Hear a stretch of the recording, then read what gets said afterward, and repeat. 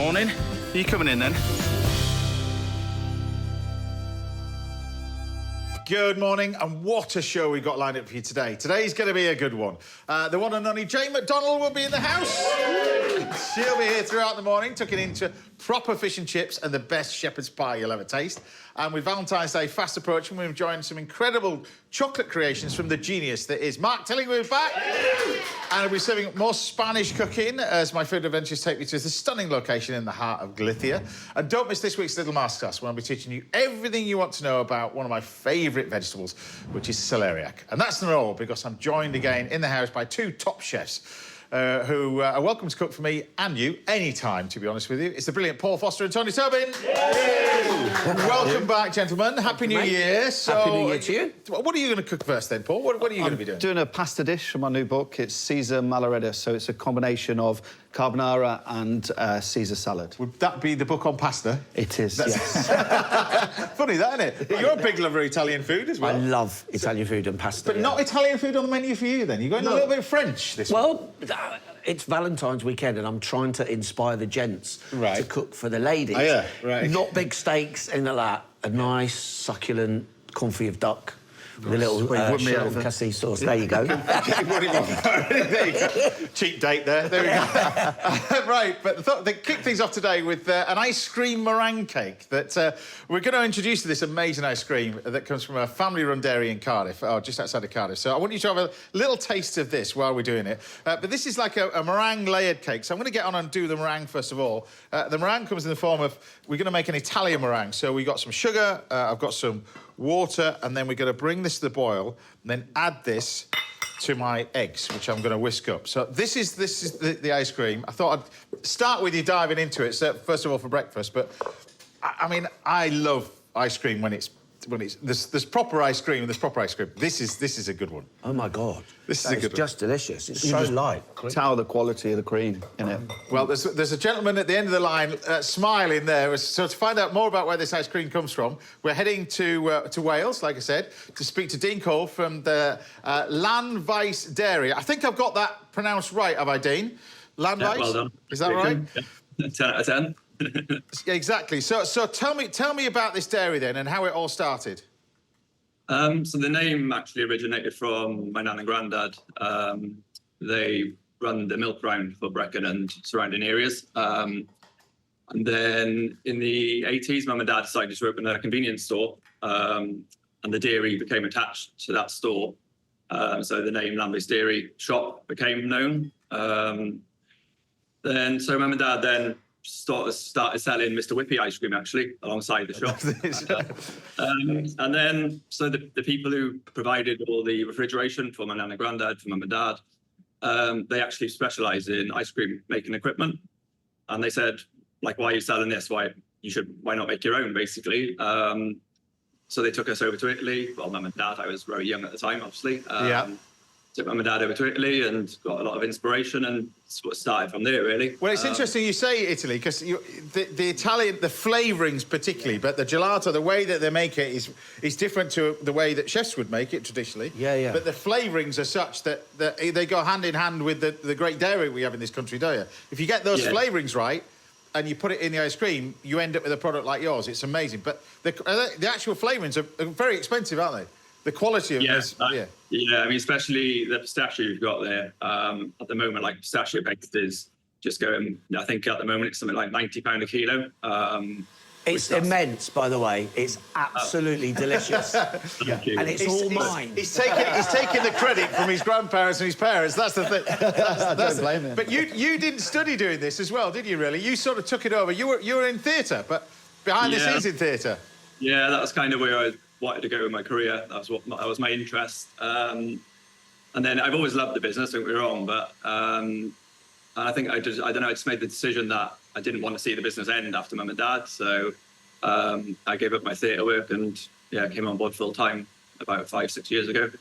And it is very much a family affair, isn't it? You're all the family's involved in it as well. But yeah, mum, dad, sister. Yeah, so they all run the Brecon store now, and then I'm sort of overseeing the new store in Cardiff. So without giving the secret away, tell me how your ice cream is made then, because I've ventured to Spain and I've seen ice cream. Tell me how you produce it. So this, so technically, it's actually gelato rather than ice cream. So it's handmade in small batches. So the day before, you'll make your base mix, which is obviously your milk, cream, your sugar.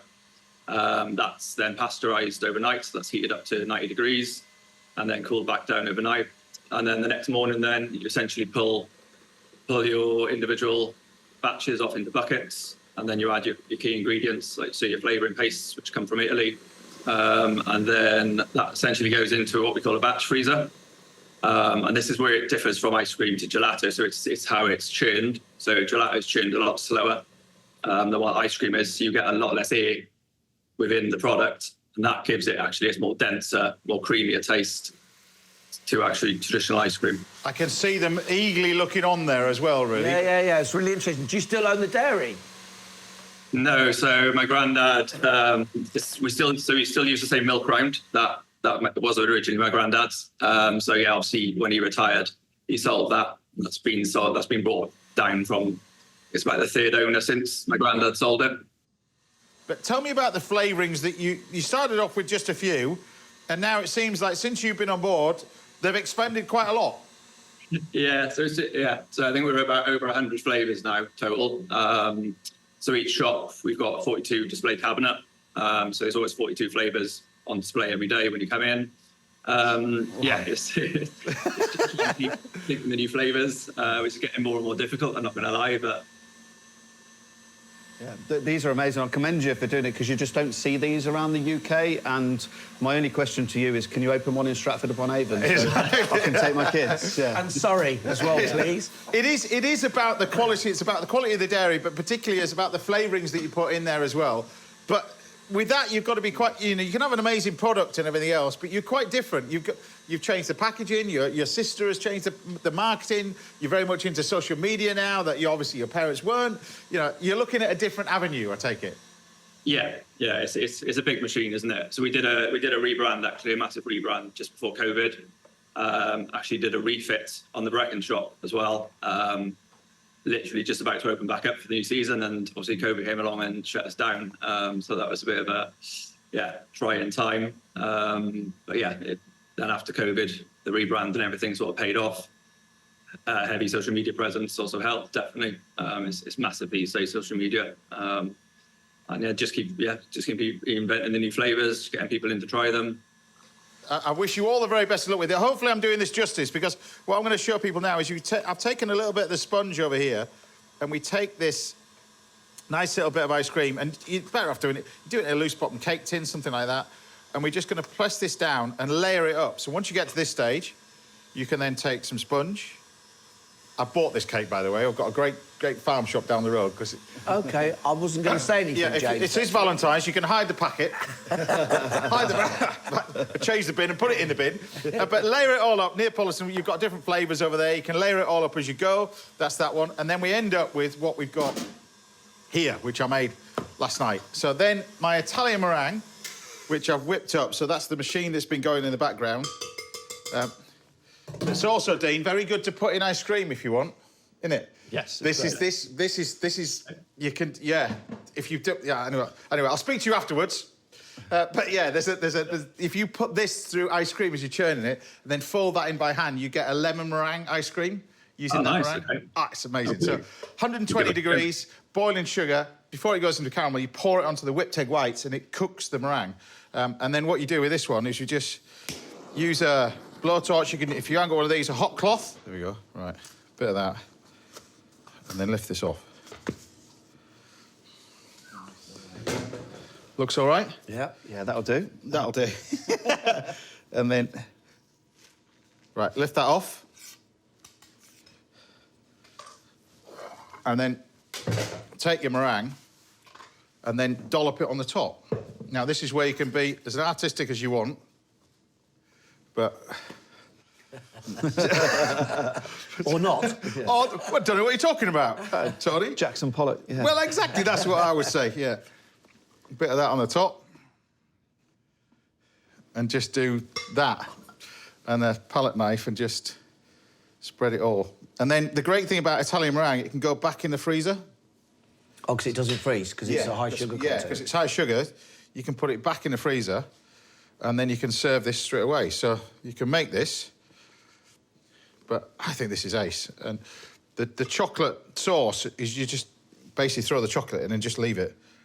There's something quite romantic about that as well. Half each. Is it? What? Half each on Valentine. There's three of us just together watching me. Mate. You need to get out more, Tony, to be honest with you. Or you need a drink, one of the two.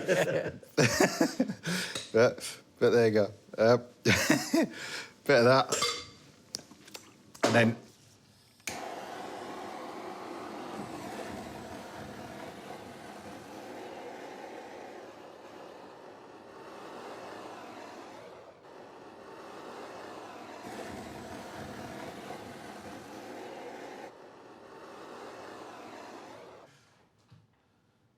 Then we'll take a wedge out of this for two.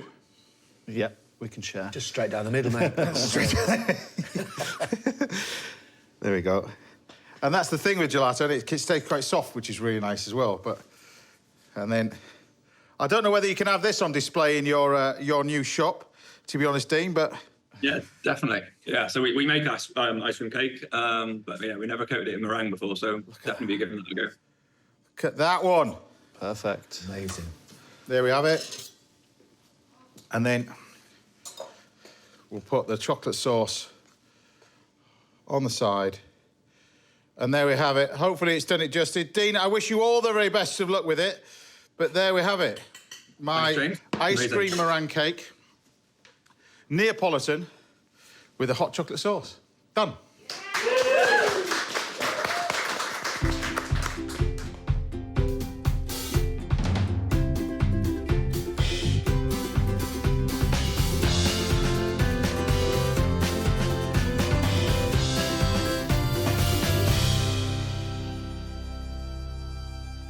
Well, you've already tasted the ice cream already, so there's not a lot of difference, to be honest with you, but I'm going to give you that. There you go. Thank you very much, yeah. I'm not sharing. I'm not sharing. But like you said, it's all to do with the quality. It's the quality of the dairy. We have in this amazing stuff in this country anyway. But it's the purees and the flavouring, so you can't shortcut on that. No, it's really noticeable. Yeah. They're so powerful, those flavours. Yeah. And real, like fresh. They're pure. They're pure. It's like Not only you've got to go to Wales for the food and the scenery and old people, you've got to go for ice cream now as well. Exactly. Right, Paul and Tony will be cooking for us later on the show. I'll be serving up some proper fish and chips for Jane McDonald very shortly. But join us again after the break. We're going to be leaving Hampshire behind and heading out on one of my food adventures. So I'll see you in a bit. It's lovely, that.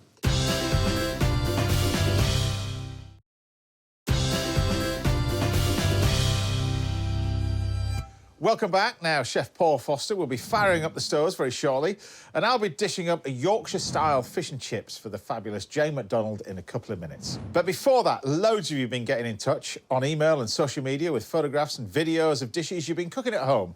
So I thought I'd take a look at just a few of them now. First up this week, a big well done goes to Sandra Gittins, who had a go at that amazing baked Spanish-style cheesecake that I made in a masterclass a few months ago. Great stuff there, Sandra. Looks spectacular.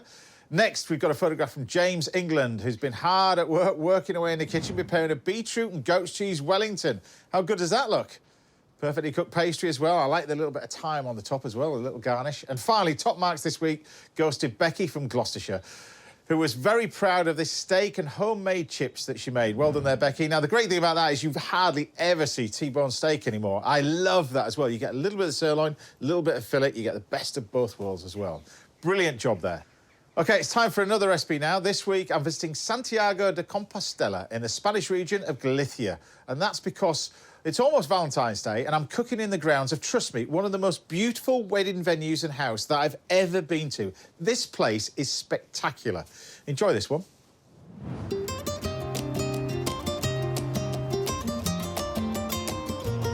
The beautiful old town of Santiago de Compostela is a UNESCO World Heritage Site. It's a rabbit warren of ancient squares and alleyways lined with crooked buildings and cobbled streets. I love places like this. Every street that you take, there's a different part of the city, a different part of its history as well. It's almost as if it's the place that hasn't been touched. It's fantastic. The city's cathedral is well known across the world as the final destination of the Camino de Santiago, a famous Catholic pilgrimage dating back to the 9th century. I feel the need to get a bike or a couple of sticks or stuff. But that's enough sightseeing for now. I'm keen to get to the second most visited attraction in the city, the food market. I'm told it dates back to the 1870s. And being over 5,000 square metres, it's brimming with fresh local produce. You can tell so much about an area by just coming to the local market. And this is the prime example. We've got fish on one section, vegetables on another. Such a selection in here. But I'm on my own today, so I'm flying solo, which is going to be a bit weird. Since I've been to Spain, this is the first time I'd ventured to a market without a local guide. Wish me luck. Now, I've got to stop at this stall over here. Hola. Cuatro, por favor. Cuatro? Cuatro. I think we're going to get 4 kilos or 4. I'll ask for 4. Almeja. Almeja. ¿Cuánto? I think that was Spanish. Italian. 2 kilos. Good.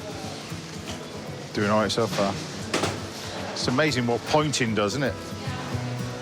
Muchas gracias. Gracias. Gracias. At least we've got something to eat.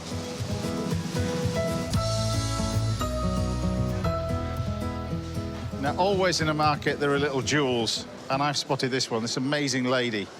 It's got this fantastic stall. Just look at this selection of clams. We've got little queenies over here, beautiful mussels, razor clams as well.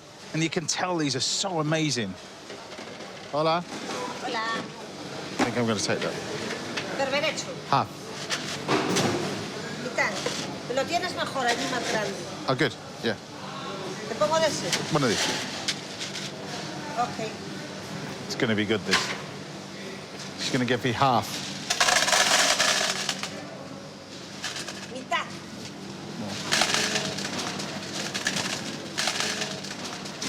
Sí. Dos más. Grazie. Es esto. Yes, good. So these are the little baby queenie scallops. Look at these. Tiny little scallops like that. Absolutely delicious. ¿Algo más? Grazie. Gracias. Thank Gracias. you. Thank you. Fantastic stall.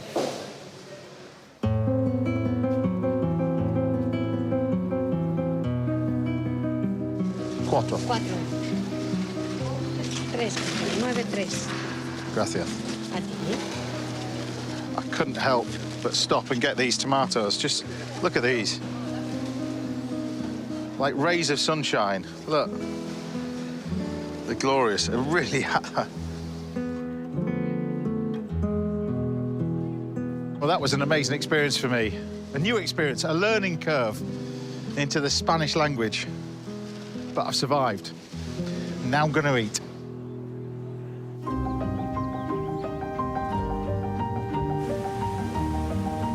Just outside the city, this historic Galician manor house was a former paper mill dating back to the 18th century. Do you know what? I've been privileged doing these adventures to go to some amazing places. Monet's Garden was one of them that I'll never forget, but I don't think I've been to anywhere more spectacular and beautiful as this place.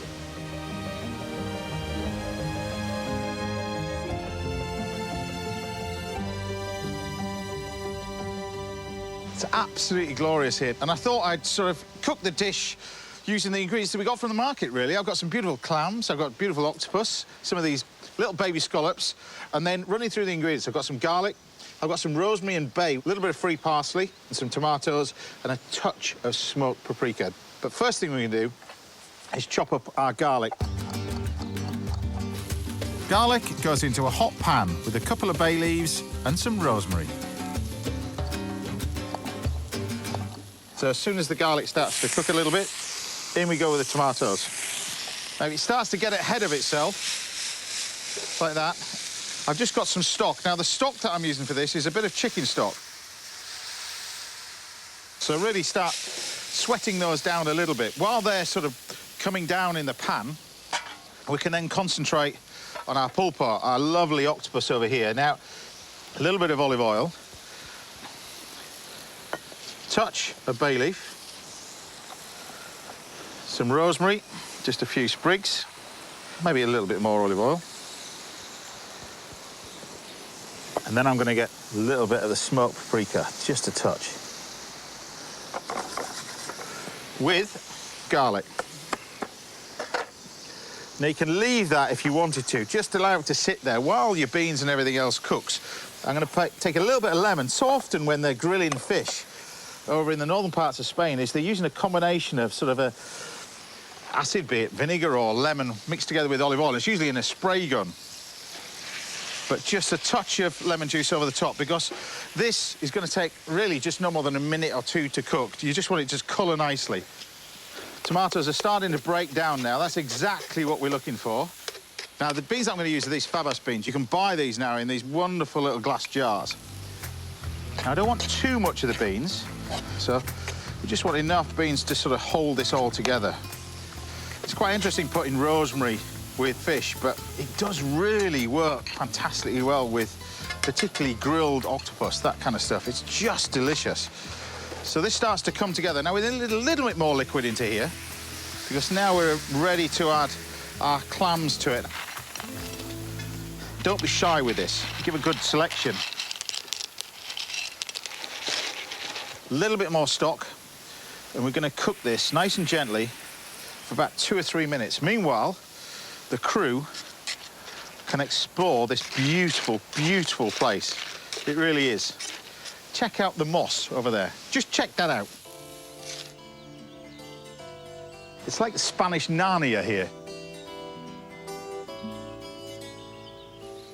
And then I couldn't resist these amazing scallops. Pinch of salt.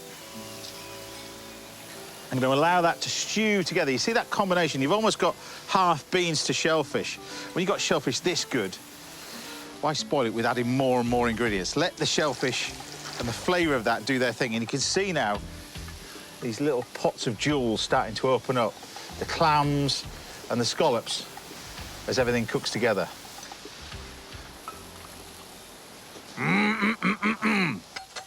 You've got flavour of the sea. You don't need any more. That's why don't load it with beans and tomatoes. You're not creating baked beans, that kind of stuff. And now we're just going to finish that off with some free parsley. Plenty of parsley over the top. Just leave those gently away cooking. Meanwhile, I can then turn our attention to our nice little bit of pulled pork. Pop it straight on the barbecue. Then as it flames here, I'm going to take this oil. We want that sort of charred smokiness to it, which you're going to get with this.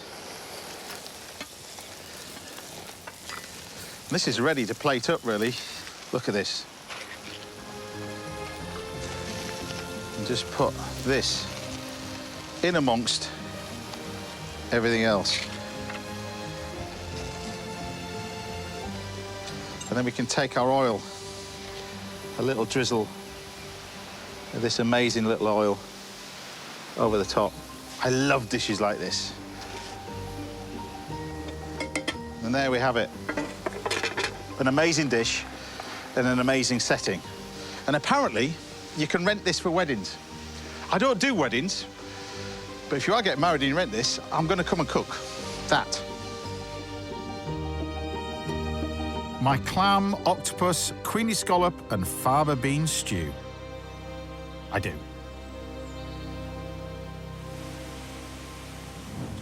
It really was a special place. Now, if you're trying to find it, good luck, because it took us about probably 2 hours to try to find the place, but what a house. It's absolutely glorious. Now, the very talented Paul Foster will be cooking for us a little bit later, and I'll be enjoying a mouth-watering chocolate dish from Mark Tilling in a little while. But I'll see you back here in a few minutes when we're chatting to the fabulous Jane McDonald over a plate of proper fish and chips. I'll see you in a bit.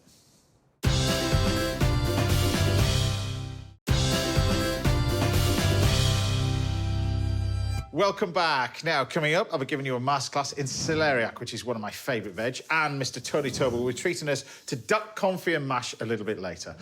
But first, I'm here with a Yorkshire lass who sailed the seven seas on her travel shows and conquered the charts with her best-selling albums. It's the fabulous Jane McDonald! Ching, ching, ching. Lovely to see you again. So nice. Forget that. There you go. Let's have a little hug. There you go. Good to see you. Good to see you. And you too. So, first of all, I mean, looking at your food preferences, what I love about you, you like proper food, don't you? I do, yeah. I don't want any of that fancy sort of stuff. No. None of that truffle, all this sort of... Fish, chips and mushy peas. Fish, chips, mushy peas. This is what I'm about to cook for you. With a deep fat fryer. That's what I'm about to do. So, fish, chips and mushy peas. So, we're going to start off with our batter. First of all, over here. So, fish, chips and mushy peas. I've got some beautiful... I mean, this is the line caught cod. It's amazing. We've got some haddock. Obviously, from the north, it's haddock for you. Always, It is for me as well. But we have to put the cod on there as well. But the batter comes in the form of gluten-free, self-raising flour. Really? Yeah, gluten-free flour. And then we've got some cider. And you just take the cider and you add that to the gluten-free flour. Now, what happens to it? It goes like this sort of gloopy glue to start off with. Keep persevering, it'll all start to come together. And what you end up with is this thinnish batter. But because you've got the bubbles in the cider, it produces a wonderful little batter. That's it. So it's like your salt and vinegar in your... Yeah, like that. But you want the cider, you want not a fancy cider, you want the fizzy cider. You know, right. that cider. And then we've got a nice little bit of haddock. You can tell the haddock differently. You can even tell it when it's deep fried, the difference between haddock. Haddock has always got the black line on it. Cod has always got a white line on it. Well, I never knew that.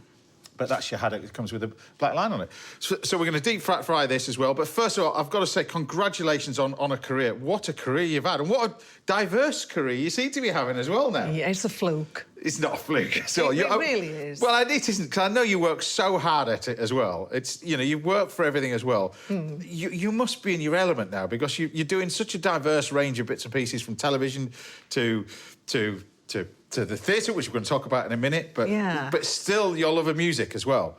Yeah, I think just that's it. Whatever I love and whatever I fancy doing, I think, oh, I'll have a go at that. You're not frightened of anything, is that? No, I don't. You're not frightened of giving stuff a go? No, I don't do fear. I had enough of that as a child. You know, I was always afraid of everything. Why was that? Were you because I was the quiet one at school. Were you the same sort of? Very quiet. You're the same. You wouldn't do that as a kid. No, I used to throw up. I used to be that nervous. I'd say, oh, please don't. You know, a lot of people say, oh, I used to get on the coffee table as a child and I used to sing for my family. Not me. No. Please don't make me do it in public. That was it. Please don't make me do that. And then what was the moment for you then? What was that moment you thought, no, this is what I love? My mother's blackmail, really. Was it? Yeah. Was that the cruise ship side of it? Was the fact that? No, I did the clubs first, so I didn't go to RAD or anything like that. But I did do the working men's clubs in the north. But it is notoriously that club circuit is notoriously difficult, isn't it? Not just for comedians, but for singers as well. And where you are now, I mean, you're about to go on tour. Sorry, tour again. But this one's very different for you as well. This one, as a way that it's that the organisations for it. This has been taken away from you, out of your hands. Yeah. How is that? That is quite frightening, actually. I mean, I didn't do it all myself through choice. It's because I got dropped by everybody. Right. Record companies, you know, everybody just drops it. Husband went, I thought, ooh. And then I sort of looked at myself and I thought, well, how hard can this be? So what I've done over the years... Pretty hard. Yeah, it is. Yeah. But I just did it. I've got a fabulous team behind me and I just said, right, let's have a go. Let's have a go. And it went from strength to strength. As soon as I took over, that's when it... And so now I can say to Live Nation, this is the tour now that I can do. This is what I want to do. This is what I want to do. And they've gone, all right, then. So I thought, oh...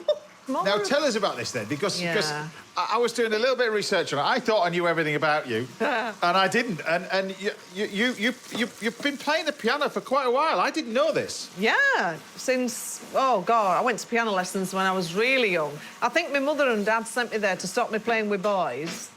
You know, they thought, get her out the street, get her into a piano lesson.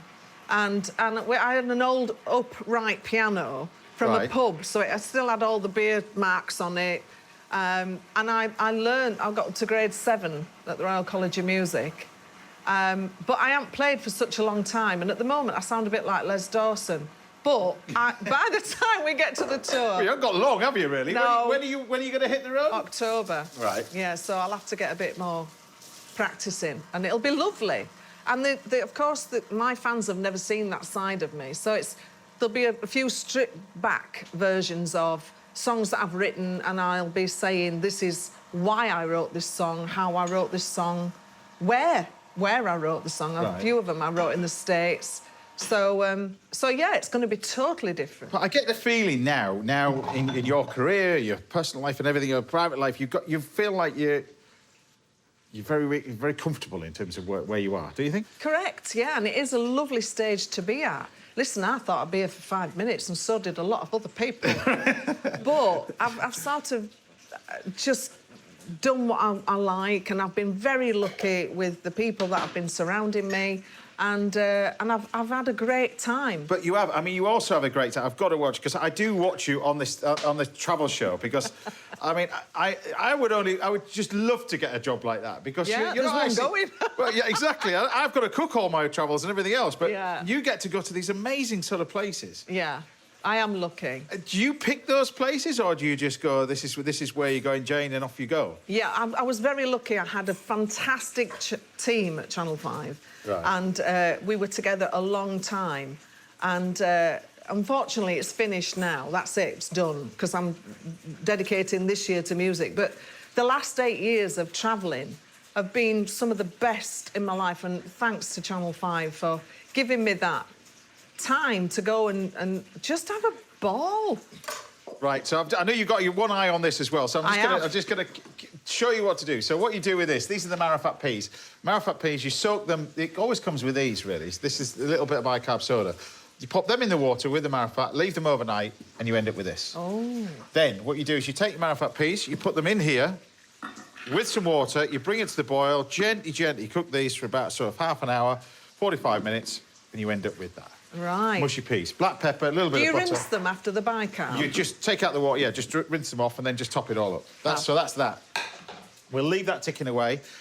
This is a little bit of homemade mayonnaise that we've got over here. So the fish, in fact, I'll show you the fish first of all. We'll get this fish out.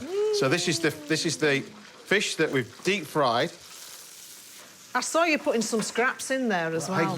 I knew you'd spot that, you see. I was trying to do that on the quiet, you see, but in fact, I've still got some scraps from last week that I did this as well, but stuck in the fryer. And I've got my chips going in there, but as well, you've got to have scraps, you see. Yeah. And that's very much the thing from the north, isn't it, really? Yeah. But scraps. But you take the chips, which I've just blanched, they're going to go in there. And that's our fish. We're just going to leave that sit there. We'll just blanch the chips, that's going to go in. Oh, I wish it was Smell-O-Vision, because this it's absolutely smells too fine. It is lovely. So a little bit of salt over the top. Ooh. So tartar sauce, just running through the tartar sauce, because people want to know how to make this. I've made my own little mayonnaise. You can make your own mayonnaise if you want, but you can buy it. It's entirely up to you. But this, we take the shallot. So the thing is with tartar sauce, you want to make sure that the ingredients are quite small, particularly the shallot. So when you dice it up nice and fine. I've got in here, I've got capers, I've got some gherkins, I've got some dill, and I've got parsley. They're the main ones with this. And you take a good dollop of that. You take some of your mayonnaise. So this is just egg yolks, mustard, a little bit of vinegar, and some vegetable oil. And you just mix it with some lemon juice. Wow. And that's your little tartar sauce that goes with it. You see, you're a proper cook. I like this. What's that? You're a proper cook for me. Proper chef, not cook. No. Hey, I'm a chef at work. When you're in here, you're just a cook. That's it. But then you just mix that together, and that's your little tartar sauce done. Is there anything that you want to do as well? Is there anything you just think, yeah, I'd quite like to give that a go as well? Because you've done so much. Yeah, Is there anything you'd like to give it a go at? I think I might go into acting next, because I've done acting as well in my sort of previous life. You know, I've been in the West End and I've done shows like Cats and things like that. Yeah. So I think there's another career just waiting in the background. Well, you could almost go full circle and go back into the theatre as well. Yeah, I could do. But theatre just, I mean, I speak to a lot of people that done theatre. Hannah Waddingham was here at Christmas, and you speak to the amount of work that it takes. She did it for 21 years, and you're doing like 10 shows a week, and it's tremendous undertaking doing the theatre, isn't it? Forget that. But I fancy a good drama or something like that. And some northern dramas now are just fantastic. you know, with Sally Wainwright and... Yeah. I think something like that could get really gritty and get made up and look my age, I'd really. give us a doubt. I think you'd be great at it. Look. So we've got our chips. This is our nice little bit of fish. Oh, look at this. Look at this. So you've got our beautiful bit of fish. We'll stick that on the side like that. We've got to have the scraps with it as well. Absolutely scraps. So we'll put the scraps on there as well. I'm so excited when I saw you do that. Bit of scraps. And then, of course, you cannot have fish and chips without proper vinegar and white sliced bread and butter with the crusts on. I love it. You've got to have that. We'll put a little bit of that on the side. Touch of the white sliced bread, whether you make a chip butty. That goes on there. And then, of course, we've got our chips. Drain these off. Look at that. And pop these on here. You see, that didn't take long for them, did it? In air fryer, they take forever. The air fryer. I don't know. I've never used an air fryer in my life. Have you got one? Of course I have. But, you know, it's a gadget. It's in my kitchen. Sorry, I'm going to get a deep fat fryer after this. But look, you take your chips. Oh, look at that. Bit of that on there. Now, I've noticed you put salt in everything yourself. Salt, don't season, and particularly salt. That's the key. But Yeah. you get different salts. So a lot of people would just use this sea salt on here. Yeah. It's just going to fall off. Yeah. On fish and chips, you want proper table salt, don't you? So you just, yeah. So that's what I like to use. But there we have it. My version of fish, chips, mushy peas, tartar sauce, white sliced bread and butter, and don't forget the vinegar. Done.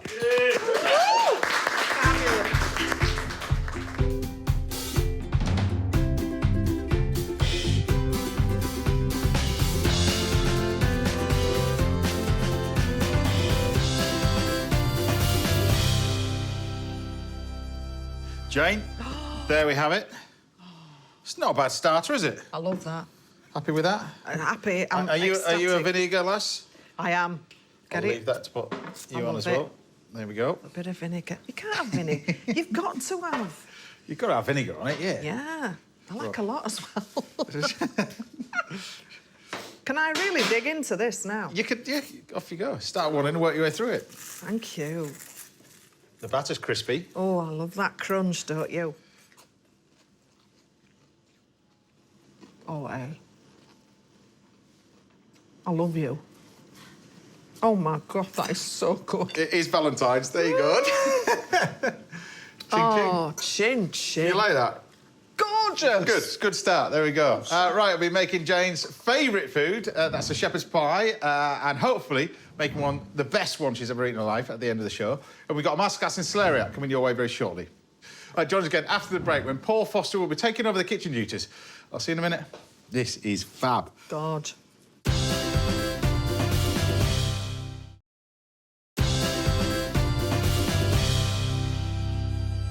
Welcome back. Now I'll be sharing some recipe ideas for celeriac in this week's Little Masterclass, and I'll be cooking for my guest, Jane McDonald, a little bit later on in the show. But first, I've been joined in the house by Tony Tobin and top chocolatier Mark Tilling. Hey. And we're about to taste a dish from a chef whose skills in the kitchen have earned him a shiny Michelin star, 2 restaurants, and an army of followers all on social media. It's Mr. Paul Foster. Yay! Great to have you back, Chef. No, always good to be Your back. food is amazing. This is going to look amazing. Pasta this time. Yes. Okay. Yeah, pasta. I love pasta. Yeah. I did pasta first time I was on your show, You actually. did, so yeah. But now come you've got a full book on circle. pasta, which I'm going to show you in a minute. I have. But... And this is one of the dishes from the book. Right. So Caesar Malaredis, so Malaredis pasta, which you're going to make. Yeah. So it's made in the style of a carbonara with the process, but the Okay. flavours of Caesar salad. Wow. Okay. It's interesting, isn't Yeah, it? very Interesting flavours already. Okay. So you start off with so we talk about the book first of all, because the last time you were on as well, you brought out this is part of a series that you're doing as well, isn't it? It is. That's number 2 out of 6. Yeah. And this is, I mean, a book is a labour of love, but for you, this is a real labour of love, because you're involved in every single bit of this. Every bit. Development, research, all the recipes, every shot, every dish, every word I wrote as well. book. Yeah, so it was 14 Photography, months. 14 months. 14 I mean, just months. look at the work. Look at the work on that. It's just, it's glorious, isn't it? Glorious. So this is part of a series of books as well. It's beautiful, beautiful. So this one, how do you make your pasta then? What's this? So this is an egg yolk pasta. Malaredis traditionally is just semolina and water, but I want it a bit richer. So it's an egg yolk. So 250 grams of 00 flour, and then 190 grams of egg yolk, a little bit of olive oil and salt. Okay. So you just roll these roughly, and then you take your gnocchi board, and then just let it loop round. If it's sticking, put a little bit of flour on. So there's your one.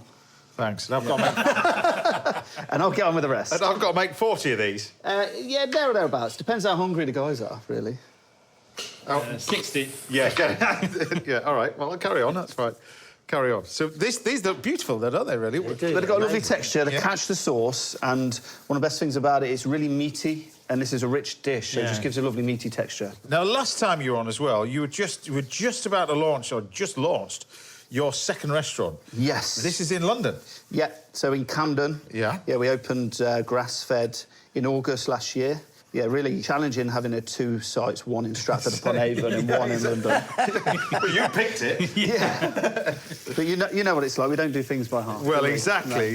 And it is different to the restaurant that you've got in Stratford, isn't it? Yeah, very different. So it's all about grass-fed beef, great ingredients, cooked over coal, great fish as well. 2 free components a plate, so we're not overcomplicating it. Yeah. We just want it really approachable. Beautiful.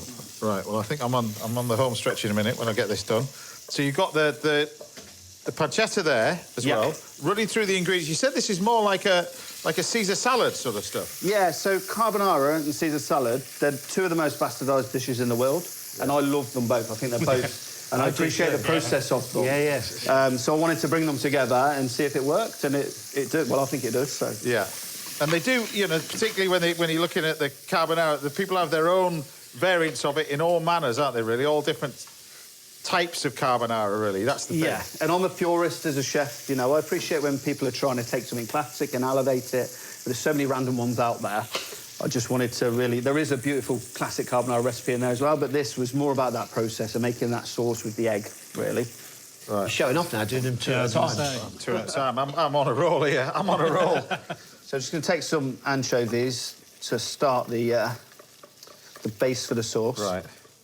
And the restaurant that you've had in Stratford, you've had that quite a number of years now, this one. We'll be 7 years old in March. Yeah. Yeah. And was I know the intention, whenever I speak to anybody, it's never about Michelin stars, but your training's got to be the fact that that's kind of where you wanted to go with this fine dining, or you've had to adapt it over the years? Yeah, always. It's not something that was part of the business model to have one. It's something you want, but you can't make the restaurant all about that. It has to be a business first. You have to impress your guests first. Do you want the pasta in there?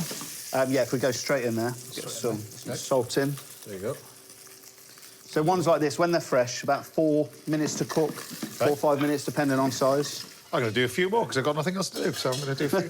That's all right. It's quite therapeutic. It is. It really is with that as well. Looks like a skirting board that you've just cut off. That's what it is. That's what it is. Probably what it is. Yeah, exactly. Yeah. So that goes into there, and we just slice this through. So what else are you making now then? What's this next bit? Garlic in there as well. So again, like if you think of the ingredients that you would put in sort of the Caesar salad dressing. So you take the bacon until it's quite, really crispy. Yeah. Really crispy. All right. That's that bit. So you've got garlic and anchovy in there as well. Yeah, garlic anchovy. We'll have some lemon, parmesan. And tell me about this. I mentioned about social media. You've got this podcast. Tell me about the podcast. So that's still hugely popular, which I'm going to do, by the way. I'm going to do it this year. It's growing. Yeah. Season on season. So we do a weekly one now, which is just me and Simon. Yeah. But the series where we get guests on, which you'll be a guest, it'd be great to have you guys on as well. So at some point, come to a restaurant, have some food, have some wine, have a chat. Perfect. Yeah. Yeah. Let's go. Just careful what you say. Yeah, it's fantastic. So, right, so the pasta's cooking away nicely. Yeah. What is this you're doing now? This is the panko bread. This is the topping side of it. Yeah, so you need that bit of texture, and you'd have that in a Caesar salad anyway, a crouton. Right. So we're just going to do some panko. Okay. I've turned the pancetta off now and want that to cool down. Okay. You don't want it too hot when we add the egg yolk. Okay. If you could separate 4 egg yolks into there. Into there? For me, yeah. Okay, we'll do that. All right, no problem. That goes into there as well. And then we get some... But the great thing about zest. pasta as subject, it's such a massive subject, isn't it, really? That's the... It's huge, and you can never stop learning. And the beauty of it is that, recipes, different pasta shapes, won't only change from region to region, they'll change from family to family. Yeah. What have you learned out of it? I mean, it must be going to Italy, you must learn something, you must think, I had that idea, but that's been wrong for over the years. That, it's a learning process, this, when you're writing a book anyway, but doing something like that? Yeah, and to be honest, it just took me back even further to appreciate how simple pasta should be. Yeah. You know, and I've always understood that, but it was another level of understanding. Yeah. It's quite a brave title for a chef from Coventry. Well, I called the first one that, so let me move this onto here. I called the first one How to Cook Meat Properly. I'll source that for you. Cool. Yeah. So I had to stick with the same title. Yeah. Listen, I think it's genius. it is brave, but you know, the book is all about teaching skills, really. You're backing it up. That's the thing. You're backing it up. Exactly. Yeah. So Do you want this any more than that? Or you just a little bit more, and then just get it on the tray. So Parmesan going in here now, and we'll make a paste. So this is the carbonara bit that's going to bring it all together, really, with the egg yolks at the end. Exactly. Yeah. All right. There's your crumb at the end of it. There you go. I'll put the bacon on there. I'll turn it off. Yeah, that's that. That's it. So cheese in that, and then if you could finally shred a bit of the lettuce, keep it to the sides. Yeah. Got you working today, Feel chef. like I'm at work at his place now. Yeah. So another minute or so on the pasta. So that's a little bit of julienne as well. So you said this is part of a series. What's the next one then? What's the... So the next one will be fish. Right. But because I'm, you know, so stubborn and do it all on my own, it's going to be another, perhaps the end of next year, maybe. But are we you get it out. self-publishing this as well? Are you doing the whole I've thing? got a publisher, but we're a Right. very small team, so I've got complete creative control. It's a big job, that sort of stuff, from beginning to end. It is. I mean, you know yourself how long it takes to do books and things. But, Yeah. But yeah, I just won't, because it's such a labour of love, I won't let anyone else really... Oh, you know, I'll speak to a team, I'll give them the dishes and see what they think and get their feedback. But from a creative standpoint, it's all mine. So pasta's about there. There you go. And we're Every just gonna day's a go school day, you see. Straight into this pan. So the pan is now off for this. You've got The pan's off. Yeah. You can add a little bit more heat if you need, but the residual heat of the pan or the and the pasta should be enough. But if it's still looking a little thin, then you can add add a little touch of heat. But the key is keeping it low, so egg yolks set around 87 degrees. Yeah. So you need to keep it under that. Okay. And then what about the lettuce? The lettuce goes in at the same time, does it? right at the end, Right. just stir it through before we serve. So this is on a low heat now. Very low. And it's almost like a custard, think along those lines, really. So you see how those ribs of the pasta, the ribs of the pasta catch the sauce. Can I just say, I got these for my Christmas present to myself. This is the first time any chef's used them at the house, but these. They're very nice. They're gorgeous plates. Yeah. If you had those plates at your restaurant, you could add a tenner onto this dish. And they're counted, so I know how many I've got left. I'm just going to go with a touch more Parmesan. I'm about ready to serve. So the lettuce is just to the top of it? Or? I'm going to fold it through when I do this cheese. You don't want the lettuce too wilted. OK.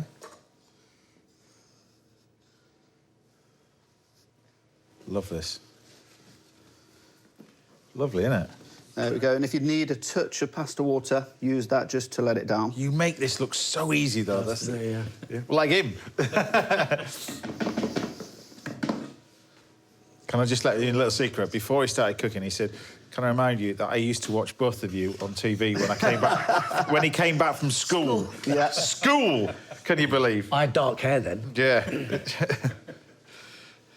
Looks amazing. Look at that. So it's a rich dish. It's not one you'd serve a huge bowl of pasta. It's more of a primo, like taste of mini course or a starter, that kind of size. We get it. You got a restaurant. We understand. Looks beautiful, though, doesn't it? Look at that.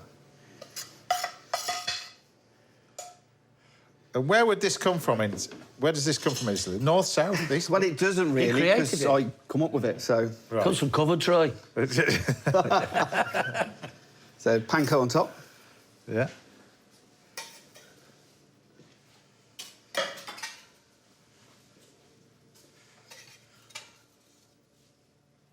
Beautiful. There we go. So give us the name of this dish. So this is Caesar Malaredas. From Paul Foster, everybody. How good is this guy who's cooking? It's brilliant. There you go.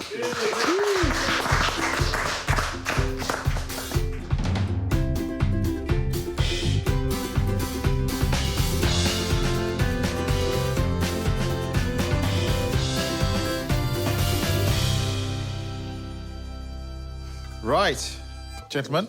Thank you. Bon appetit. Forward to this. Thank you so Dive much. into that. Go on then, Chief. Dive in, but looking forward to this as well. Yeah, get to the bottom, get all that sauce and... Wow. Very clever, isn't it? Mm. But the pasta's got this texture, isn't it? It's like... It's perfect pasta really. for it. Lovely, isn't it? Wow.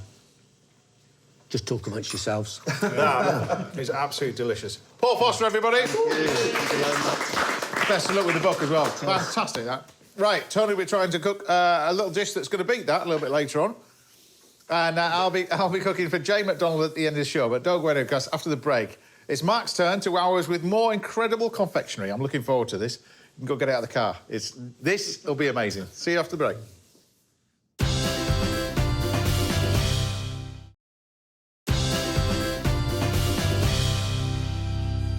Welcome back. Now, coming up, I'll be teaching you the basics of preparing and cooking celeriac in this week's masterclass, and I'll be finishing off the show in style with the best ever shepherd's pie for my guest, Jane McDonald. But first, Paul and Tony are here, and we're about to learn some tricks of the trade from a master chocolatier who's represented the country in competitions all over the world. He wanted to put universe, but that's coming up next year. It's brilliant, Mark Tilling. And from down the road as well. I mean, we've got to talk about this. Whenever you come I here, can't come here with that showpiece, can I? Really, to be honest. And this has been through a bit of a rough ride in its Valentine life. What was it? A couple of days ago, you shut the fridge door And it completely collapsed. Yeah, the whole thing. The whole thing collapsed. It was at 100,000 pieces. Right. But yeah. And then on your way here. Together. Yeah, in the car. It's just melted a little bit. On the way here, you put the heating on? It's just the sun coming through the window. Wow. Right. Yeah. It looks fantastic. good. It looks good. And the whole thing is chocolate, so... Yeah. So it So looks solid. magical. Some of it's solid, some of it's hollow, yeah. And there's no frame in that, is there? It's just all No, one it's thing. just all supported on its own. Okay, yeah. for those people watching, we're not going to replicate this. Not yet, anyway. Take a few hours, In fact, I I'm think, going to to get do Paul that. to do it. Off you go. Yeah, 5 minutes. We're going to make these chocolates over here. So give us the idea of what we're going to do We're with going to this. do a pink gin and tonic chocolate. That sounds Perfect for Valentine's. Sounds pretty good to me. So where do we? So we're going to start with the mould this? first. Okay. So this is a polycarbonate mould. I'll get out your way then. Okay. I'll come this side. And you know we've used cocoa butters before, but this is something a little bit easier and a little bit simpler. So this is just some gold dust colour, cake decorating dust colour. Yeah. So let's just dab a little bit off, and then you just dab it into the mould. So really, really easy. Really easy. I love how he says You it's could just do really... that. Always say. I could do that part, then I'm done. Yeah. But the molds, minutes these so molds far, you can get online, can you, these? Yeah. You can get these in shops online, easy. So polycarbon mould. So some of them you'll get like really flimsy. Yeah, But you don't want use something those. that's nice and hard. So Okay. I've got my chocolate here. So my white chocolate, but I've put a little bit of raspberry powder in this. So it just makes it a little bit different than just white chocolate. So it gives a little bit of fruitiness to it. And does that have to be a certain temperature, that chocolate? Yeah, so we've got this tempered. Okay. Okay, I could spend the next hour talking about tempering, but you can see all of that online. It's quite easy, but it must be tempered. For people at home, the process of tempering is what? You have 2 things in chocolate and you're bringing them together without them It's getting separate. that crystal structure of the chocolate right. We've got different crystals in chocolate, but it's the beta 5 crystal. I don't want to confuse anybody with all terms, but it's getting that beta crystal right in the chocolate. That gives you that nice shine and that nice snap. Right. So it firms up the structure of the chocolate as well. Exactly. Okay. Yeah. And that's what gives it its shine, or Yeah. Yeah. Okay. Yeah, from a mould on transfer sheet, acetate sheeting, stuff like that.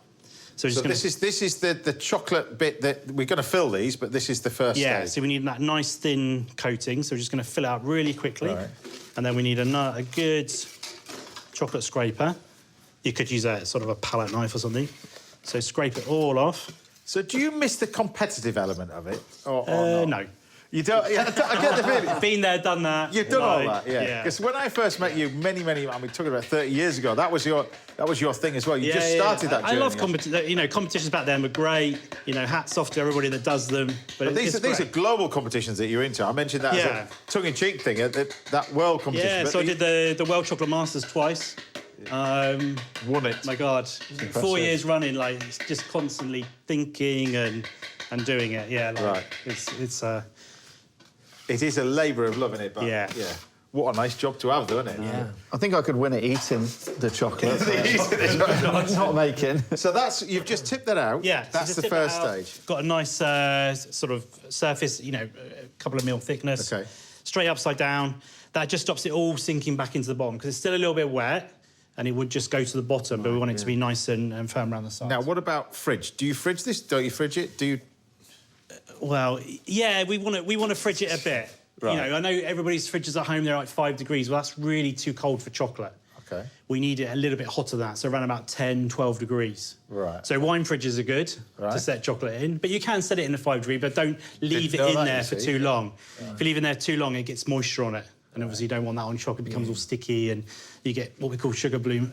That's another thing to talk about. But There you go. Right, OK. So that's the case inside that's the of case it. is done. So This is from the there filling it's then? set. So we're going to do the little jam first. Now, you've also brought along this. What is this that you brought along? I've spotted Yeah, this so down. this What- is a cocoa juice. So something new that's come out. And I've it's never seen this. basically what's around the actual cocoa beans. Right. And basically you... That still doesn't do anything for me. What does that mean? Is there a white husk with it, or what is So it? in the actual husks, Yeah. you've got the beans, and around those beans you've got this white flesh. Right. OK, and this is the juice from that flesh. Oh. Fruity. So different, isn't it? Something... It's not chocolate at all, is it? No, exactly. I expected a hint of the chocolate. Yeah. There's nothing chocolatey about it, is it? No. No, it's quite... It's cool, isn't it? It's Great with almost like cocktails. citrusy. Yeah. Citrusy. Really, really fruity.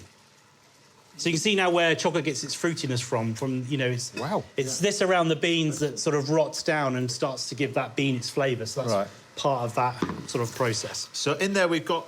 So a little bit of glucose in there as well, Okay. some gin, some pink gin, and we've got some sugar and pectin in now. We're just going Yeah. to pop that in, and we're going to cook it to about 106 degrees. So the 106 degrees will actually turn it into this little jam. This jam. Yeah. Yeah. Okay. But because this is quite a thick jam, we can put a little bit more gin into it. Okay. Makes it a little bit more And that'll go pliable. into the puree. Do you want me to do Yeah. that while you do the Yeah, you just do pop- this pop rest that. of it? So I'll do that. then. So we're going to do a little ganache as well. So again, I've got some pink gin. We've got some tonic water. So it's playing on that gin and tonic.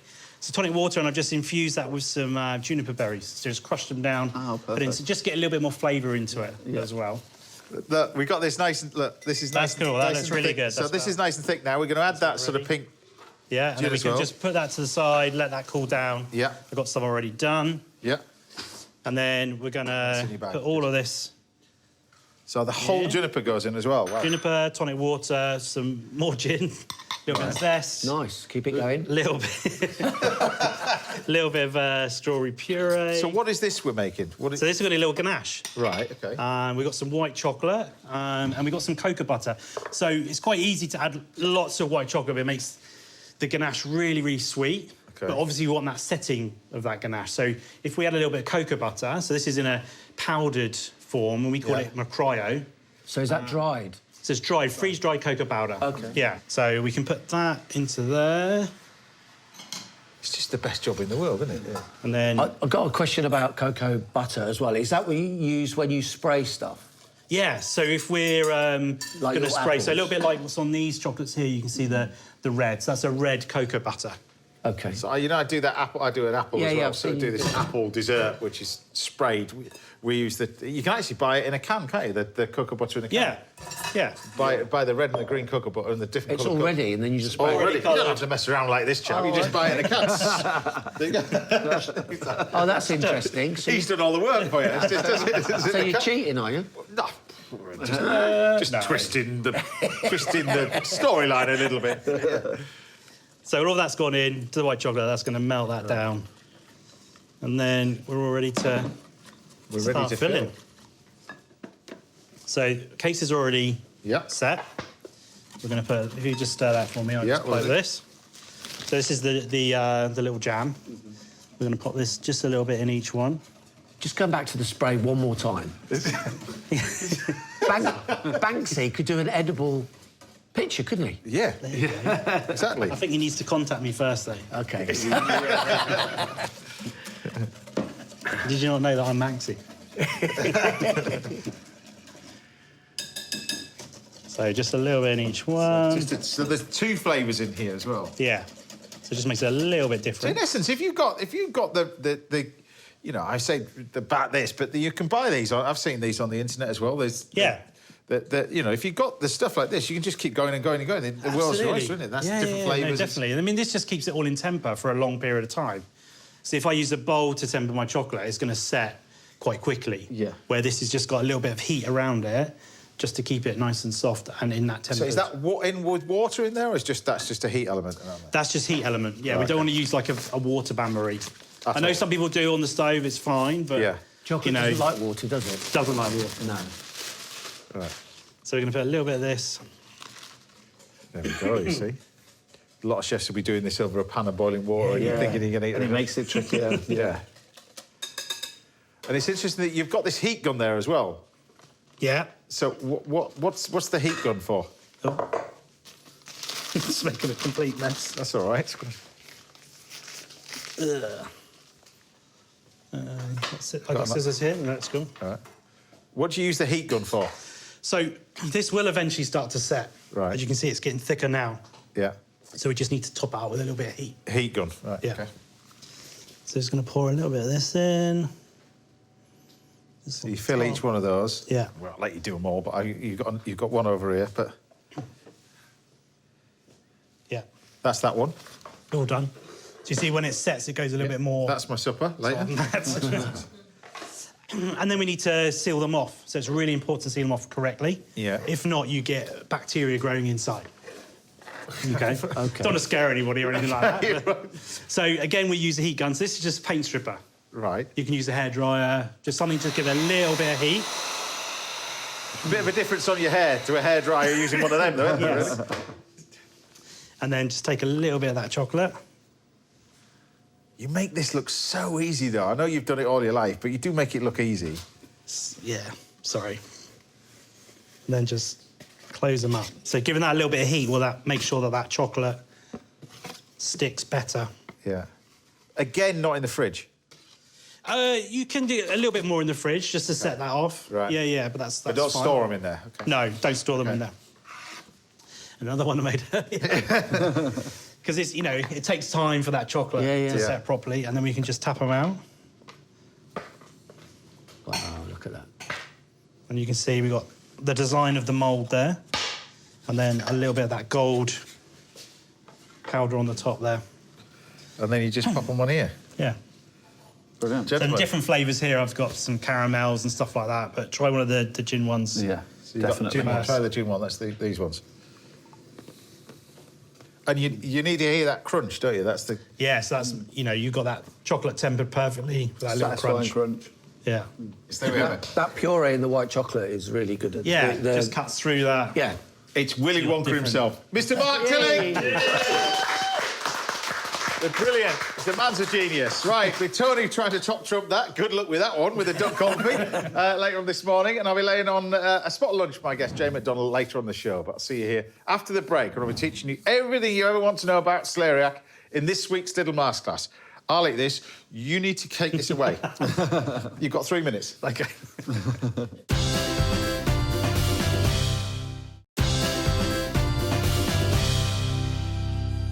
Welcome back. Now, there's still loads more to come from my guest, Jane McDonald, and Mr. Tony Tobin has got a recipe for duck confit in store for us. That's coming up next. But first, it's time for this week's Masterclass. And this week, I thought we'd talk about a lot of chefs' favourite vegetables, to be honest with you, and it's the humble celeriac.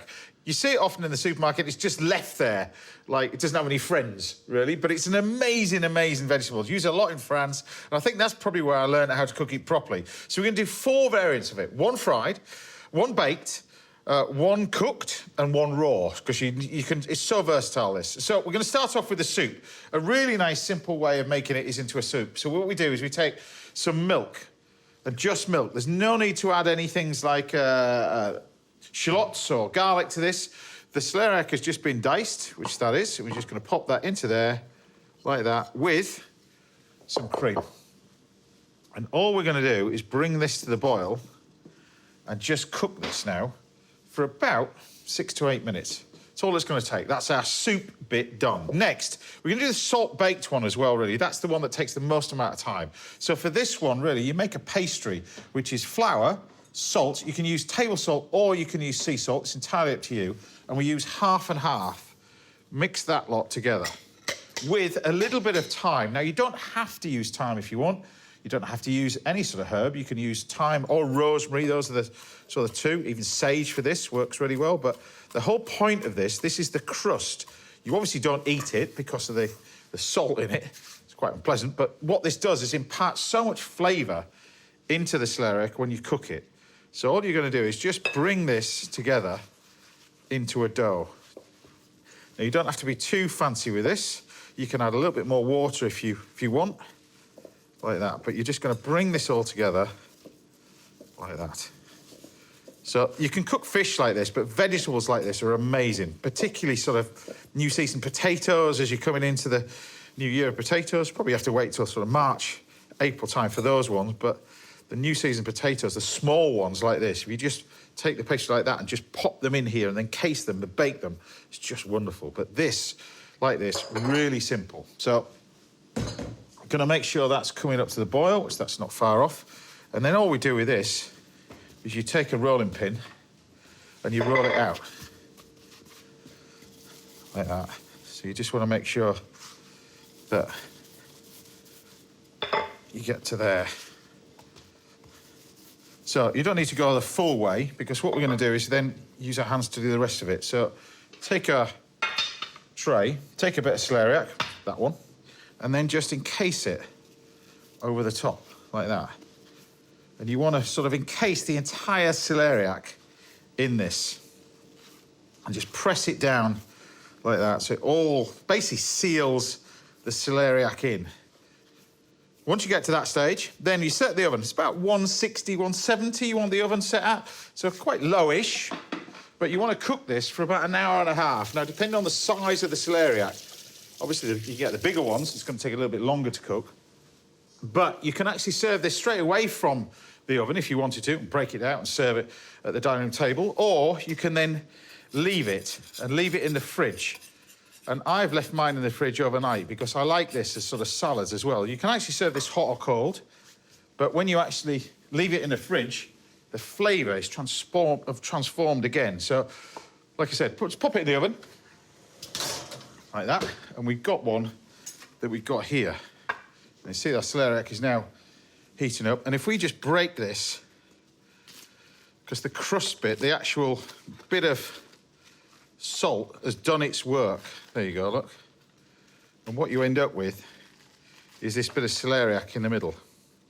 This is delicious. We'll lift this out. Now, the reason why I don't peel it is that I peel it now. So I don't peel it first, I peel it after it's cooked. There you go. And like I was saying, you can have this sliced, you can have it hot, you can have it cold. It's entirely up to you. But this is used for garnishes. You can puree this, and you've got a beautiful salt-baked celeriac puree, which is delicious. But this, with a simple little combination of oil and another sort of fantastic ingredients that goes really well with a nice little bit of celeriac. And like I said, you could flavour this soup as well if you wanted. I forgot that. But look, you can take a little bit of this. This is a bit of curry powder. Just add a touch of curry powder. Only wants about half a teaspoon in there at the end, like that, towards the end, and that'll cook nicely. But there are other flavours like vanilla, which work brilliant with celeriac, which I'm going to show you with this one. But look, the celeriac is beautifully cooked. It's lovely and soft.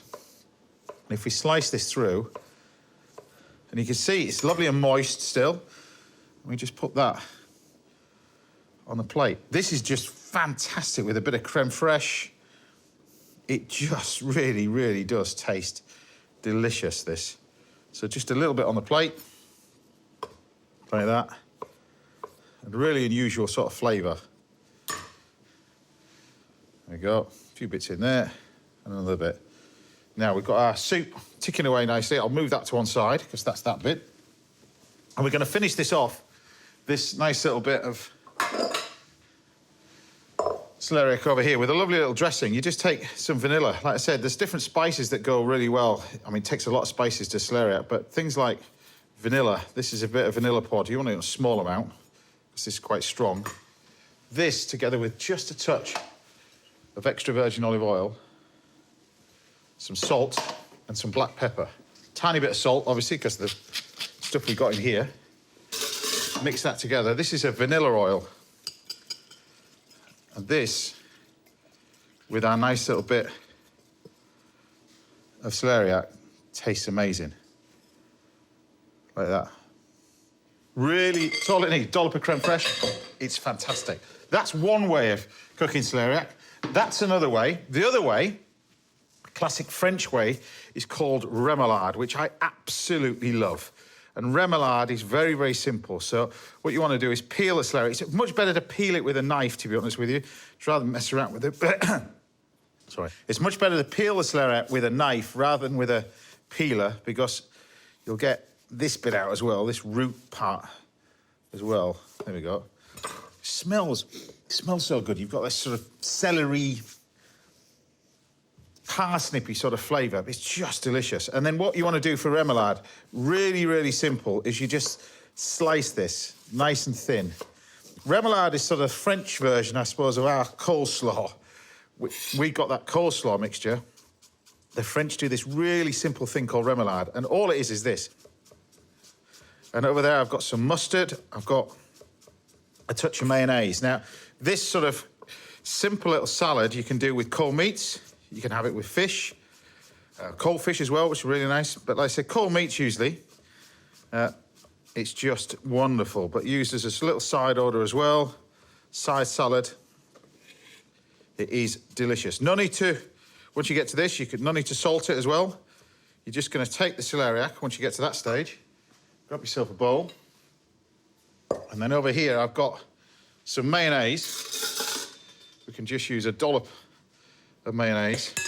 A touch of grain mustard. Usually it's grain mustard. Just a nice dollop of that. Mix that together. A little bit of black pepper and some salt. And then you combine this together, and this is your simple little remoulade. Mix all that lot together, and it's a wonderful little garnish, this, and one that tastes amazing. And you can take your lovely little remoulade and serve it with it. This is brilliant with chicken, I say with cold meats, with cold pies, with pork pie. This is amazing as well. But really nice.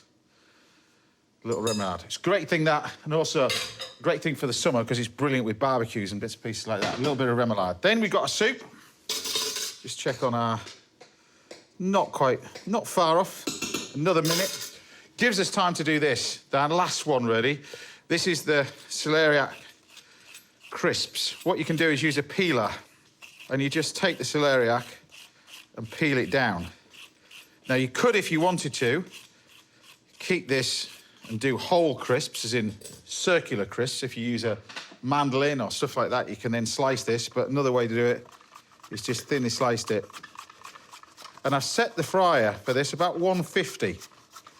The most important bit with this, like vegetable crisps, these contain quite a lot of water, the vegetables, so when you deep fry it, you see a lot of steam that'll come off it, and if the fry is too hot, they go brown straight away, and you don't want them to go in brown anyway, but you want them to stay the same colour, but particularly straight away, otherwise they become bitter and they don't crisp up. So you sort of getting rid of the moisture first and then crisping them up. They go in. So you can see all the moisture coming off it as well, the veg. When they go in there, just give it a quick stir around like that and just leave them just sat in there. They'll take no more than about a minute or two in there. Meanwhile, I'll back over to our soup. We can then take this and then blend it. So the celeriac is lovely and cooked now. And adding that bit of curry just warms this up for this time of the year. You just pop all this lot in here, like that. And then give it a blend. So cloth on.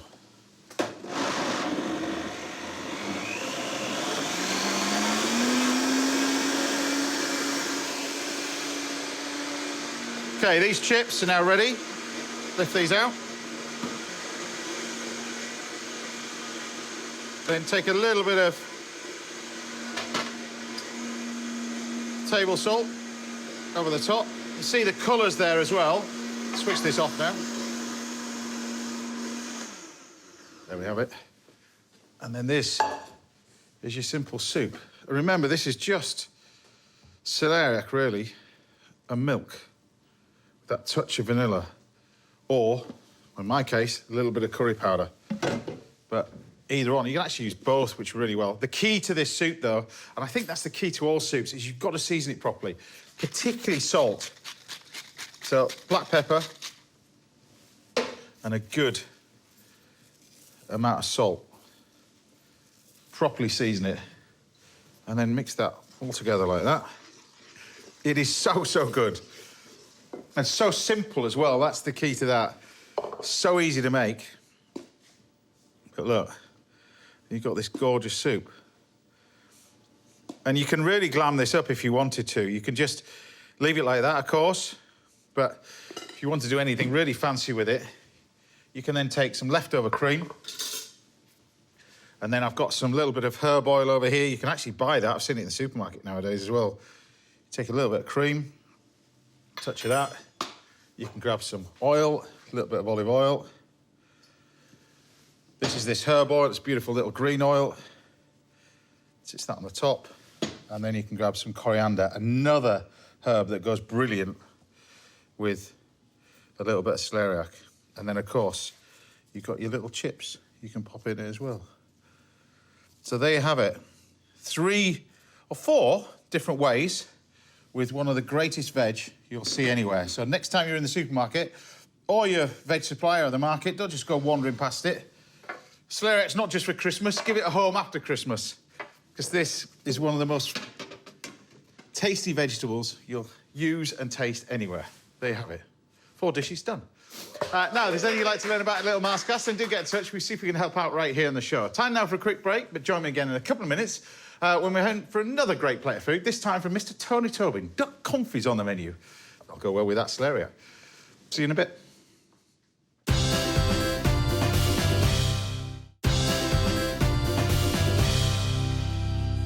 Welcome back. Now, I'll be making a show-stopping shepherd's pie for my guests, including Jane McDonald. That's coming up next. But before that, I'm here with Paul and Mark, and we're about to enjoy some classic French cooking from a man who made his name in London's most famous restaurants. It's my good mate. It's Mr. Tony Tobin. Thank you very much. Good to have you on the show, Sheffy. It's great to be here. What are you going to be making then? Classic duck confit? Yeah, I'm going to do duck confit because we want to try and inspire the gents at home to cook for their good ladies this Valentine's. Yeah. And this is a dish that you can get ahead on and then just finish it off in the oven on the day. So it's nice and easy. So I've got 2 rather large Barbary duck legs here, which I've put a little bit of sea salt on, garlic and thyme, and covered in cling film and put in the fridge overnight. Now, confit in French means preserved. Confit, confiture is jam, preserved fruit. So that's why we salt it. It's not necessary. But if you want to keep it for longer, it kind of draws the blood out. It does add some flavour and helps tenderise it. You salt it technically overnight if you can, 24 hours as well if you wanted to. But but it's not necessary. You don't have to. It improves it a little bit. Only me and you would know. These 2 over here wouldn't know. But I certainly wouldn't know. Exactly. We're getting our own backs. He said he used to come back from school and watch us. That's what he does. That's how long we've been cooking. Exactly. Right. So in this pan here, I've got some goose fat. You can buy it from your butchers. I'm going to dice this up for the confit thing that you were doing as well. And then we just got to flavour that, the goose fat. So any flavour we put into the goose fat is going to transfer itself into the duck legs. So it's just a coarse chop. Now, congratulations are in order for you, really, because Grandad. I am a grandad. Officially a grandad. Oh, my God. So, it's the last bit of grey hair gone. Exactly. Do you know what? It's absolutely amazing. Olivia, she's absolutely gorgeous. And, we're all very, very proud. Just loving life at the moment. She comes. We see her a lot because my daughter, Sophia, who had Olivia, lives very close by. So that's quite handy, that, isn't it? Yeah, it is very handy. Yeah, she planned that, Yeah, of course she did. So I've got garlic in there. I've got some vegetables, carrot, onion, celery in there. I'm going to put some orange zest in there, a couple of those in there. So the idea is you're just warming this duck fat up I'm now bringing as well. it up to the simmer. Yeah. OK? I've got rosemary, tarragon. Now you put lots of thyme. When I've had this in France, it can be just that garlic and just a few herbs. Exactly. You like putting all these so spices I put this in. So mine's slightly not curried, but it has that. So there's curry leaves, right? Fennel seeds, bay leaf, fenugreek, cumin seeds, a little bit of Chinese 5-spice, and some herbs de Provence, just for the French bit at the end. Wow, nice. Yeah. So anything else? imagine that. No, that's all going to come up to the heat there, right? And then leave the garlic and thyme on, and then you pop your duck legs in there. Ideally, a deep pan so it's covered, completely covered in the fat. Yeah. If you need to top it up at home, if you need to top it up with a little bit of vegetable oil, I don't mind about that, as long as you've got some goose fat in there, just so it gets covered. Exactly. Yeah. Bring it up to the simmer. Yeah. You can put it in the oven if you want, cover it with the lid, or you can just keep it really ticking over 2¼ hours, then switch it off. Okay. And then leave it there. Switch it off and leave it there. And then this is where you're on about the preserving, because if you go to France, this will be just kept in the duck fat, won't it? And just, you have this as it is. Yeah, so when it's cooked, in France, they take it out and they put it into a little container like this. Here's some that I cooked yesterday, and that's completely immersed, most of it, in the fat there. And that would last in the fridge for 7 to 10 days here. There you go. I'll let you wash your hands while I sort out the rest of it. OK, thank you. So what have I got there? So I've got the shallots over here. So shallots, and then in this pan here, I've got... You want them in there? Yes, please. I've got red wine, about 3 parts red wine to 1 part creme de cassis. OK. OK? Bring that up to the boil. Yeah. And then we turn it down and reduce it completely until it all disappears and it goes back. This is a bit different from what I used to watch just coming back from school, ready, steady, cook. We had to make all this in 20 minutes. You've got here's one I did earlier. Look, here's one I did earlier. What's all this carry on? What, though? You can... I'm timing you, yeah. You could eat that with a bit of ice cream. Yeah, that's so nice. Yeah. But that's going to finish off our gravy. OK. OK, so we've got... So that's reduces down. That's reducing down. I've got 2 duck legs, which I've taken out of the fat, and they're in the oven roasting. We want them nice and crispy. We're heating up some mashed potato, very special mashed potato, that Tony Tobin mashed potato, made it myself. OK. Not many people do that these days, I know. Right, got a bit of that. So, really, if you can make your own mashed potato, please do, because it's so much nicer. And that is just, it's a lot of butter, which you'd like. Potatoes boiled, I use Maris Piper. Strain them out of the water. Make sure they're really well cooked. You don't want them even a little bit of crunch. There's no give. When you put the knife in, it needs to come out. And actually, if you turn the knife, they should be able to split open. Then you strain them off, you put them back into the pan, dry pan, until they're really, really dry, lots of steaming off. And then I've got one of those potato rices that I put them through, put it through into a bowl, and then I bring my... thank you. I thought I'll do this. Milk. I'll do it for you, don't worry. No, and make sure... Can you season it as well, please? I'm doing it. Yeah. And then bring the milk and the butter up to the boil so it's hot. So you're adding hot liquid to your hot potatoes, and then I finish it with a nice glug of extra virgin olive oil, salt, and plenty of ground white pepper. Right.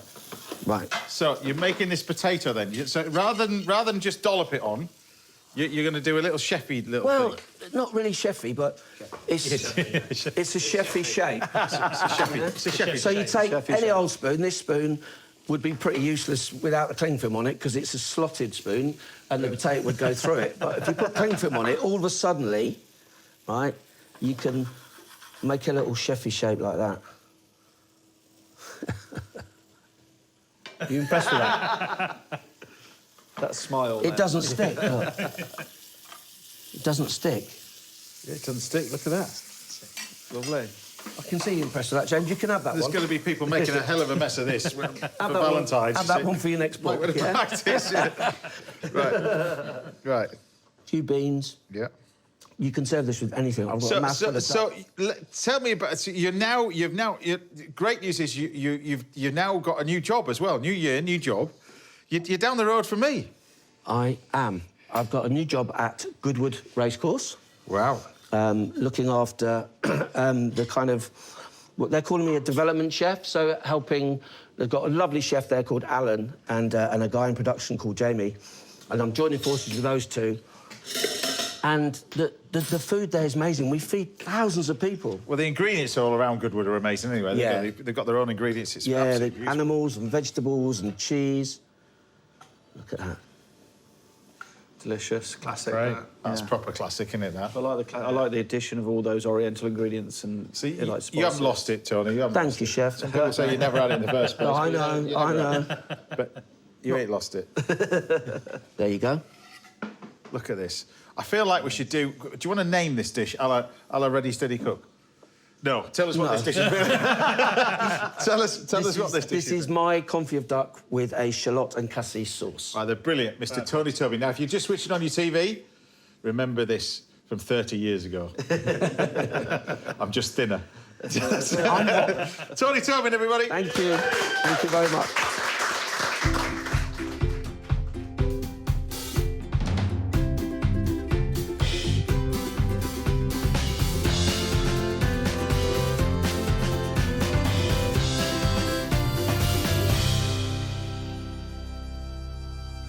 There we have it, gents.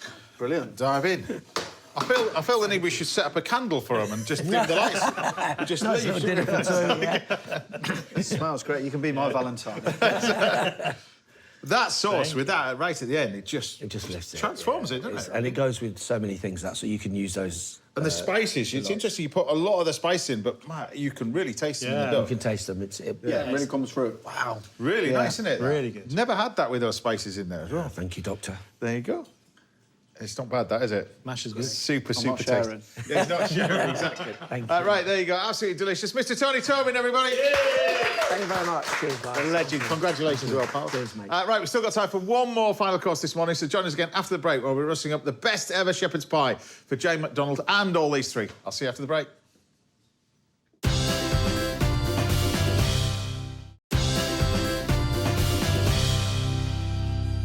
Welcome back now for the final part of the show, sadly. But I'm back in the kitchen with a not bad commie. Paul's here, Tony, Mark, and of course Jane McDonald. And so, Jane, you had fish and chips for your nice little starter. Yeah. Another one on your list was shepherd's pie. Love it. So I'm pretty sure the gentlemen around here like shepherd's pie. Yeah, So, absolutely. so shepherd's pie. I'm going to do this with Vichy carrots. Vichy carrots. Vichy carrots comes from an area in France called Vichy, which is famous for mineral water. Here, you're getting tap water, not mineral No wrong water. with that, love. But it's cooked in the style of Vichy, which is cooked with water. It's cooked with sugar, just a little bit. Oh, what you like. Sugar, butter. You can chop that in half. Well, chop it into in half and then half again. So it's caramelised, really, then? Well, no, it's actually... So when you cook the carrots, it cooks in this butter and sugar mixture, and as it cooks, it reduces down and it creates this lovely glaze with the carrots at the end of it. Wow. So you take the carrots like that. You can then leave the green on it if you want, but you can just break these off. And these go in whole like this. Now, when we were chatting to you about fish and chips, we got carried away with the tour and everything else. We failed to even mention the album that you're launching as well this year. Yeah, I've got a new album coming out with all the songs that I've been doing in the tour that people have been asking for. So, yeah, there's going to be a new album out as well to go with the tour. And then I've got to talk to you about Gogglebox because that must be such good fun to do, isn't it? Well, yeah, and people see Sue, you know, who's like always with me. She's been with me working and best friend for 30 years, and we actually finish each other's sentences, and that's how You we do? are. You I do? know we do, I can witness that. Yes, exactly, you do. and it's just good fun. I mean, how the heck we landed that? We just sit and watch telly and get drunk, and it's Well, just the weird thing is, it's what chefs watch as well. Chefs watch Gogglebox, don't they? I love it. Yeah, see, I love look, it, told you. fantastic. It's such a great gig. Love it. I hope they ask us again now. Right, so we've got this lamb. I'm just going to show you this lamb. So the chef there has chopped up the onions perfectly. We've got the garlic. You just put the garlic in like this. Just throw it in. Because the key to this bit is that I'm not going to use stewing meat for this. Obviously, so much time shepherd's pie, you use it with the mince. Yeah. And it's fine, but you need the really nice lean mince to me because it can get quite fatty. Yeah. And lamb fat's OK, but I think it's better crispy lamb fat, don't you think? Definitely. I think if you have lamb fat and it's just sat there, it's not that appetising. So I think for this one, the best way to do this is use the shoulder. Right. So this is a shoulder on the bone, like that, and you can get the larger ones, but that's the shoulder of lamb. And then what we're going to do, I'll just quickly wash my hands, and then we're going to simply braise this. But the key to this, really, is you cook this in two parts. So you've got... This is the first bit, and then we've got a second bit we'll introduce in a minute. But you take some wine over the top like that. A good glug. Half a bottle. The rest of it's going down by Jane over here, because that'll just go back in the car. Yes, There you go. you know it will. I know it will. And then we've got some stock over here, chicken stock, really. You can't buy lamb stock anyway from the supermarket, so a bit of chicken stock, or you can use beef stock. Then you can cover this over if you want. I would roast this off as it is, and then cover it over. It needs a good 2 hours in the oven, so about 160, 170. Allow it to cool, and we end up with what we've got over here, which is basically stripping the meat off, and that's going to be the second part of our shepherd's pie, because the first bit is this. Then you shred the meat, and then we'll make a sauce using whatever's left in the pan. That goes in there. But obviously we mentioned the tour as well. We're going to recap on the tour, because this is something new for you, because you are a control freak. This is out of your hands. You're touring the end of this year. Yes, October and November. Do you tour every year, or is No, I've had a break because I've been so busy on television for the last couple of years that I just could not fit everything in. Yeah. And it takes a lot of prep to get the tour together. Do you go on with the crew and everything else? Yeah. All right, I drive everywhere, but you I'm you on go the in the tour bus. I like a cup of tea and a game of cards when I You get go in the tour bus, you say. You know, so I love a tour bus. It's not, You've changed. No, it's not. When you're doing really well, you get a tour bus. When you're driving yourself, you're lugging your case yourself, you see. That's the key to it. But Yeah. I'm not telling everybody can wind her up, but next time she's in London, the best way to do it is she's doing the tour bus. From me, just throw a pack of bread on the roof. Don't you dare! Don't you dare! What, the birds? Oh, it's brilliant. Great alarm call. Yeah. It's brilliant. Don't Seagulls. You even no. It's like somebody jackaramming the top of the tour bus at the end of it. I don't care how good your shepherd's pie is. No, they're all going to be doing that now. Right, so we'll recap over here. So we've got our carrots cooking away nicely. We've got our lamb over there. You can put a little bit of salt and pepper in there, Chief, if you want to. This is a little bit of beurre manier. So what you do with this is you take butter and flour mixed together. That's all it is. So usually when you're starting off with a sauce, it's butter and flour, and you create like a white sauce. But with this, what you do is if you are faced with this and you can't flour the meat beforehand like you can with a stew and seal it off, you are faced with a gravy that's not going to be thick. So you can thicken it up. You won't want to use corn flour, you won't want to use arrowroot and stuff like that. What you can do with this is you just grab a little spoon. Is that equal quantities, James? Yeah, it's equal quantities. And you just break it up like that, and you just pop this in. You stir it all in, and it'll dissolve into it and thicken it all up. Into a nice little gravy. So a little bit of beurre manier. The chocolatier's just gone, oh, yeah, he's not used to seeing this. He's not used to seeing this, is he? Just surrounded by chocolate. That's all he... What's meat? Exactly. But look, you've got a nice little... And then what we're going to do is take all this and pour it over the top. Oh, look at that. So we lose none of the liquor, anything. And if I can get you to sort of put the mash on... Now, Michelin star chef here... I'm going to get him to put the mash on how we do it at home, not with a piping bag. You'd reach for the piping bag for this room. He's going to put it on. The way my mum showed me with a Dollop fork. it. Yeah, I'm going to give you a fork. Yeah, I'm going to give you a fork, and you're going to do it properly with a fork that goes over the top of that. Yeah. That goes over the top of there. So, of all the places where you visited, and you visited some amazing places, I was watching. You've done the Caribbean. You've been all over the place. Where would be the one place that you just think? That's the place I want to go on holiday. That's the place I'm going back to. Oh, well, the Mississippi were fabulous. That is amazing there. I loved that. Did you go down to New Orleans and all around there? It's amazing. Do you find it's quite... There's an element of... Gets to about 6, 7 o'clock at night and go... It's I'm back changing. to hotel. Do you know what? It's changing. It's really weird, isn't it? Yeah, it is. Because it's very touristy. It's an amazing place. I mean, you've been there. Yeah, I know. You can go to galleries and stuff like that, and you get to about 7 o'clock, it's got an edge to it, hasn't it? You think, oh, it's time to go. but I'd love to go to Nashville, though. There's still places I really want to go. Yeah. So, all the places where you've been, because you must have been to places where, TV takes you to places where you've never been before. Japan. Yeah, that was incredible. Yeah. Everything worked. Everything works. No, I mean, everything worked. But look, we've just got our carrots. Look, you've got the nice little carrots. These are the glazed carrots, the style of issue. Look, you get this. Look at this. Look at that. There you get the carrots. We've got our mashed potato that's been forked. I think his mum does a better job than that, to be honest with you. But anyway, that'll go in. That'll go in there. Yeah. And then you've got your... Can I read the cloth there? Yep. Oh. We've got... look at this. Smell is... It's a love lamb. I do. Look at that. This was to go in the oven for about an hour. It's proper, that. Yeah. Look at that.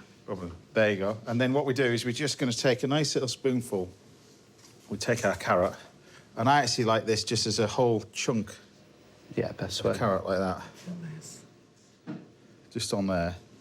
You're an artist, darling. That's. Well, I don't know. He is next to us, you know. I knew him when he used to chop those carrots. Really? Hang on a minute. In my toilet, bear in mind, in my toilet, I've got the proudest moments in my life, and this is one of them. I used to be, for about 3 days, the world's fastest peeler and chopper of carrots. Were you really? I was. I've got a Guinness Book of Records and everything. Have you? Yeah. Wow. I've got another one from flying from John O'Groats to Land's End, the fastest, in a helicopter. Don't surprise me. That's what it was. But look, be really shocked. But look, this is... Oh, hey. Get you a bit of that. And I'm going to get you some of this amazing lamb. Oh. Look at this in here. So this is your stewed lamb. Sits on there with your nice little bit of carrot. So there we have it. While I finish off the rest of it, this is my shepherd's pie with braised shoulder of lamb with a Vichy-style carrot. Job done. Wow. Very nice.